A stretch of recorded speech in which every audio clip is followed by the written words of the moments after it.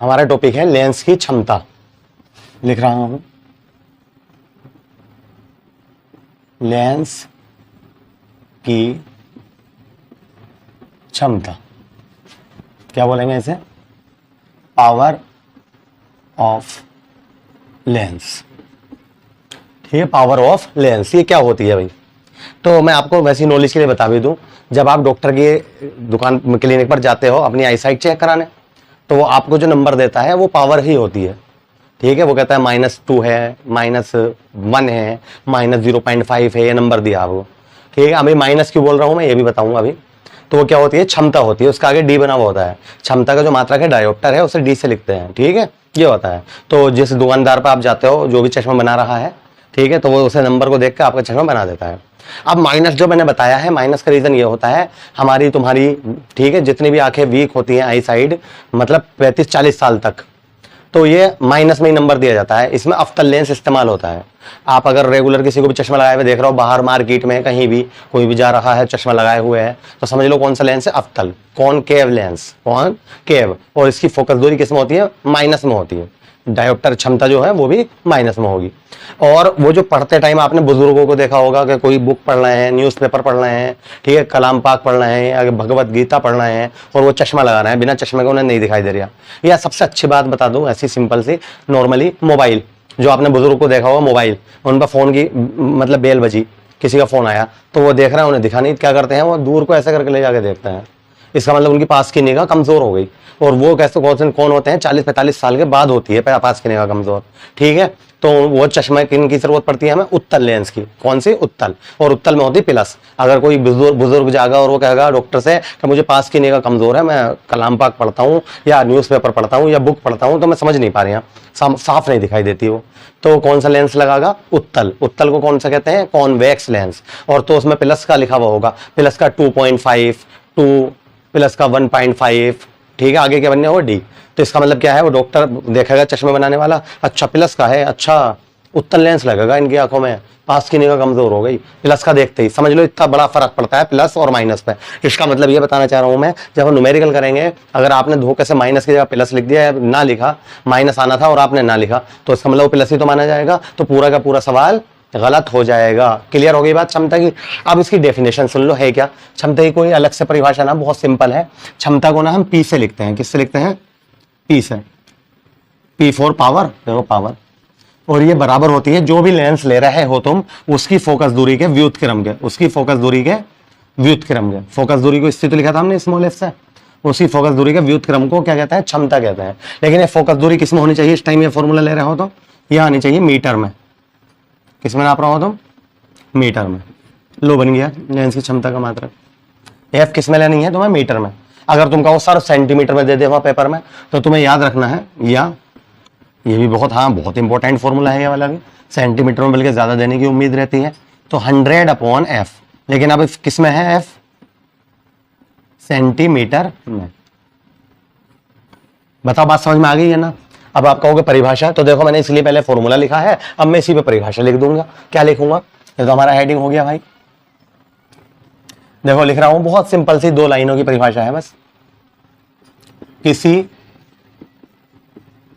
Lens की क्षमता, क्षमता के हाथों हाथ आ गया, क्या लिख रहा हूं ब्रैकेट में? पी। किसी लेंस की क्षमता पी, उसकी फोकस दूरी एफ के व्युत्क्रम के, व्युत्क्रम का मतलब क्या होता है? उल्टा। देखो P बराबर 1/f है ना, एक दूसरे का उल्टा है ये, ठीक है, व्युत्क्रम के बराबर होती है। अब बता दो याद ना हुई परिभाषा? ये न्यू लिखा था मैंने, P = 1/f, P = 100/f। बताओ बात समझ में आ गई? मान लो ऐसा सवाल देगा वो, न्यूमेरिकल कैसा आएगा सुनो। वो कहेगा एक लेंस है, उसकी फोकस दूरी 10 सेंटीमीटर है, तो f बराबर 10 सेंटीमीटर। अब मैं ये भी बता दूं तुम्हें, वो हर हाल में क्या देगा? लेंस का नाम जरूर दे देगा, या फिर माइनस प्लस दे देगा यहीं पे। वो कहेगा एक लेंस है, उसकी फोकस दूरी -10 सेंटीमीटर है, ऐसे दे दे। या +10 है ऐसे देते हैं, या ऐसे ना दे तो नाम देगा, क्या कहेगा वो, एक अवतल लेंस है उसकी फोकस दूरी 10 सेंटीमीटर है, अवतल लेंस है उसकी फोकस दूरी 10 सेंटीमीटर, माइनस नहीं थी, लेकिन जब तुम एफ लिखोगे तो क्या लगाओगे, माइनस।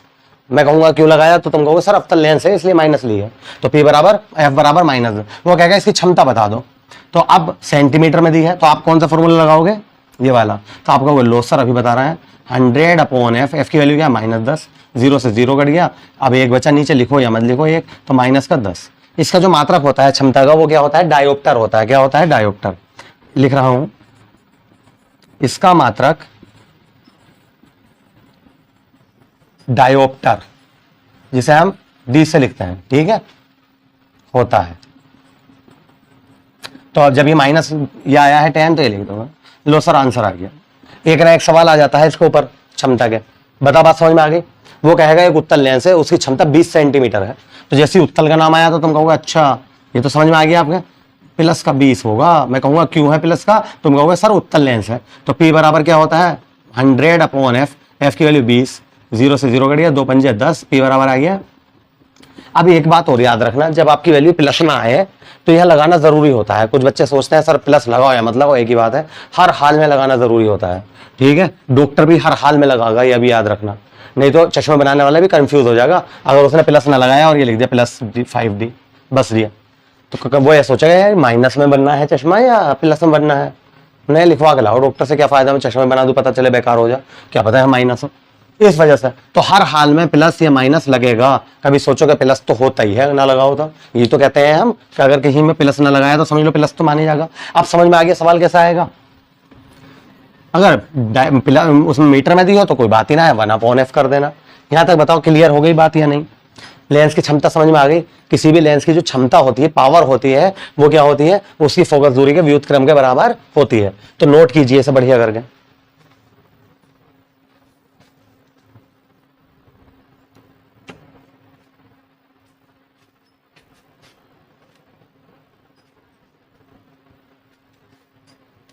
इसके बाद एक टॉपिक और है छोटा सा, वो और कराऊं, फिर नेक्स्ट टॉपिक देखेंगे हम अगली वीडियो में, ठीक है। एक छोटा सा टॉपिक और देखेंगे इसी में।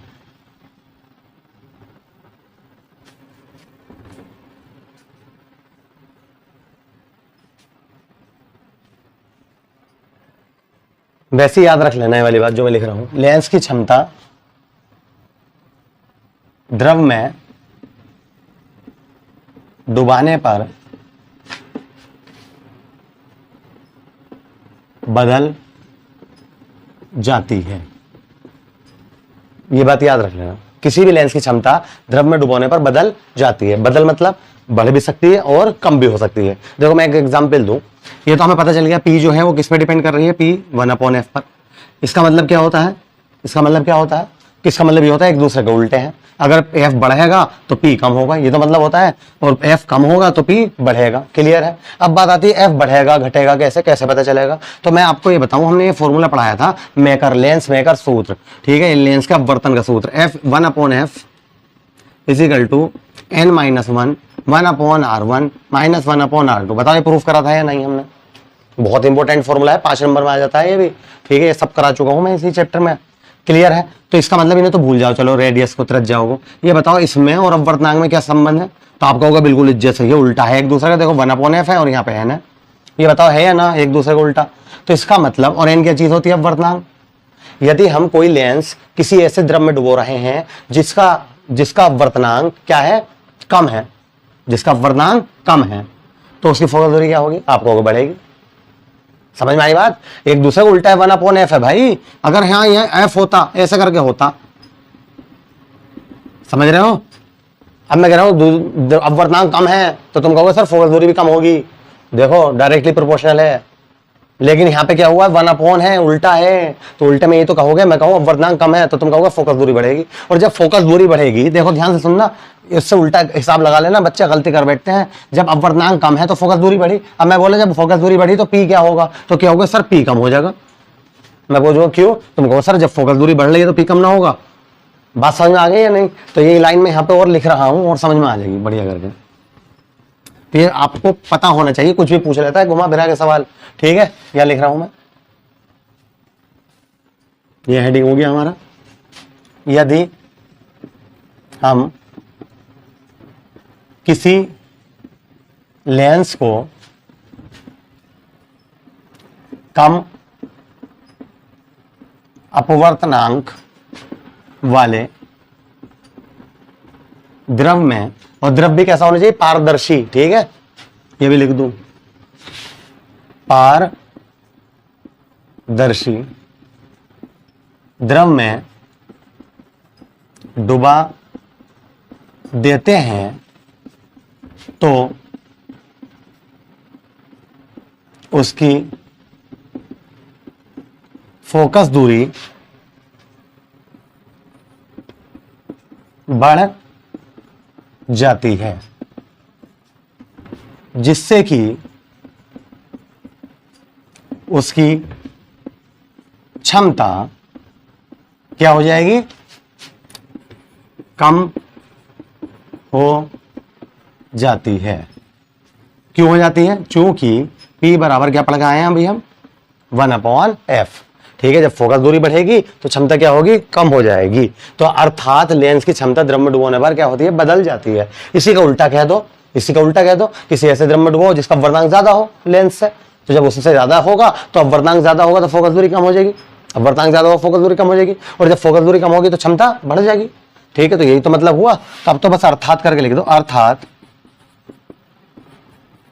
द्रव में डुबाने पर लेंस की क्षमता बदल जाती है। ये तो बात थी, बस इतनी सी बात थी, ठीक है। बताइए यहां तक समझ में आ गया आपके, तो नोट कीजिए इसे भी।